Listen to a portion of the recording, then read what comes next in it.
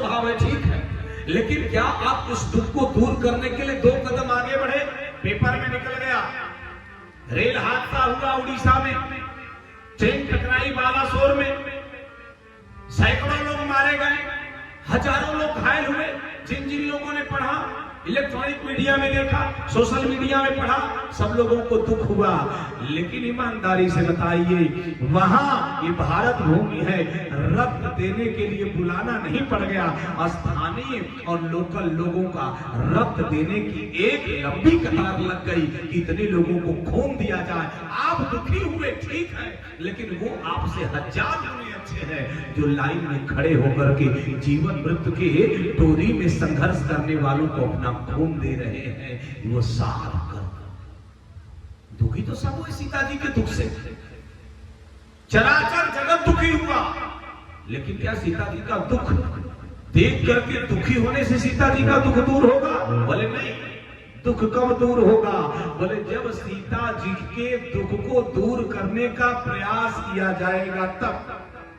किसी ने कहा देवताओं के द्वारा आकाश में यह दृश्य देखा गया, देवताओं ने कुछ कहा, मानो देवताओं ने किसी संत ने तो कहा, देवताओं ने कहा ये पृथ्वी का मैटर है, ये धरती का मैटर है, ये धरती का मामला है, हम बीच में क्यों पड़े? हम आकाश में रहने वाले लोग हैं, हम क्यों इसमें हैं? जैसे किसी जिले के 2 जिले के बॉर्डर पर अगर कोई हत्या हो जाती है तो 2 थाने के बीच में बड़ी तकरार होती है कि मेरी एरिया में हुई है कि तुम्हारी एरिया में हुई है।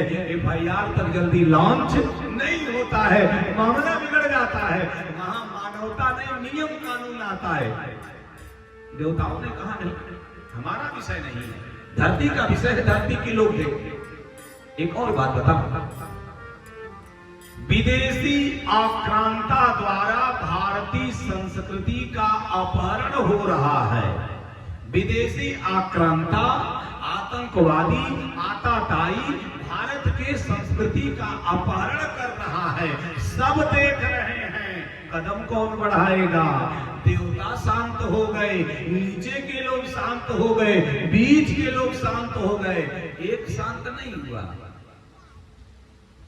भारत का गीत, एक गीत शांत नहीं हुआ।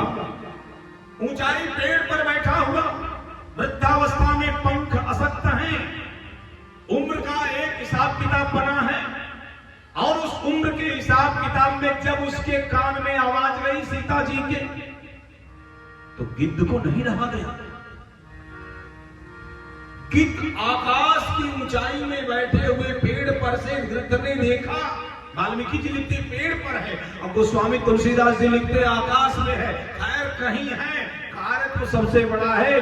गिद्ध राज सुन आरत बानी, रघुकुल तिलक नारी पहचान। रे रे दुष्ट ठाण किन होई, निर्भय चलत न जानस मोही। जैसे गिद्ध दौड़ा और दौड़ करके बड़े वेग से उड़ करके आता है, क्षमा करें दौड़ा नहीं, उड़ करके आता है, और जैसे रावण के रथ के पास आता है, रावण ने देखा अरे ये तो बूढ़ा जटायु है, बड़े जोर से ठहास करके हंसा, मरने आ रहे हो? जटायु ने कहा नहीं, वृद्धो अहम त्वं युवा धम्मी सरती कवची सरी, ना चाप्यादाय कुशली वैदेही में गमी शशि। मैं बूढ़ा हूँ, तुम जवान हो, मैं विरत हूँ, तुम रथ से हो, मैं कवचहीन हूँ, तुम कवच से हो, तुम घोड़ों के जुटे हुए रथ पे हो चंद्रहास लेकर के, मैं निहत्था हूँ। वृद्धो अहम तुम युवा धनवी सरता कवची सरी, लेकिन नौ चाप्यादाय कुशली वैदेही में गमी शशि, लेकिन मैं कुशल पूर्वक वैदेही को तुमको ले जाने नहीं दूंगा। मैं बूढ़ा तो हूं, लेकिन मुझे अपनी बेटी की रक्षा का कर्तव्य ज्ञात है। लड़ गया, भयंकर युद्ध हुआ। नहीं में जीव मानस्य नैस्य सुधामिमां सीतां कमल पत्राक्षिं रामस्य महिषीं प्रियां। ये राम जी की महिषी धर्म पत्नी सीता को मैं कुशलतापूर्वक तुम्हें लेकर जाने नहीं दूंगा। गीध में और रावण में भयंकर युद्ध हुआ, और जब भयंकर युद्ध हुआ, लड़ते लड़ते गिद्धराज जटायु ने पकड़ा रावण को। अब पकड़ करके खींच करके रथ से उठाकर धरती पर पटक दिया, और जब पटक दिया तो रावण मूर्छित हो गया। रावण मूर्छित हो गया, और जब मूर्छित हुआ रावण, गिद्धराज चाहते तो उसी वक्त रावण की 20 आंख निकाल लेते, चाहते तो 20 आंख निकाल लेते, लेकिन जटायु जी ने ऐसा कृत्य नहीं किया, क्योंकि हमारे देश के पक्षी हो, उसको भी धर्म का पूरा ज्ञान है, और रावण दुनिया का सबसे बड़ा विद्वान है, लेकिन सारे आचरण धर्म के विरुद्ध है। मैं मानता हूं और मैं कहा करता हूं, दुनिया का इकलौता रावण है जो हर साल जलाया जाता है। दुनिया का इकलौता रावण है जो हर साल जलाया जाता है। जिसने वेदों पर भाष्य लिखा, उसे गांव का मूर्ख भी पुतला बना करके जलाकर जूता चप्पल मारता है। ऐसी विद्वता किस काम की कि मरने के बाद कई हजार वर्षों के बाद भी हर साल जलाया जाए, और जलाने वाला जूता चप्पल पटाखा भरे और आपको मारे। इस विद्वता का कोई जीवन में महत्व नहीं है। अरे आप अनपढ़ हो, आपका कृत्य तो सही होना चाहिए, आपका आचरण तो सही होना चाहिए। अगर ये सही नहीं है तो आपके जीवन की कोई सार्थकता नहीं है। मूर्छित है रावण, जब मूर्छा जगी रावण की, तो रावण ने उठाया चंद्रहास और उठाकर के जटायु के ऊपर प्रहार कर दिया। जटायु के दोनों पक्ष गिर गए, जैसे दोनों पक्ष कट करके गिरे, जटायु निष्पक्ष धरती पर धड़ाम से गिरा। रावण ने सीता को पकड़कर रथ पर फिर बिठाया, जैसे बिठा करके आकाश में उड़े सीता जी को लेकर के, वैसे सीता जी ने रोक करके जटायु को इंगित करके कहा, रामाय तु यथा त्वत्तम जटायु हरणम मम।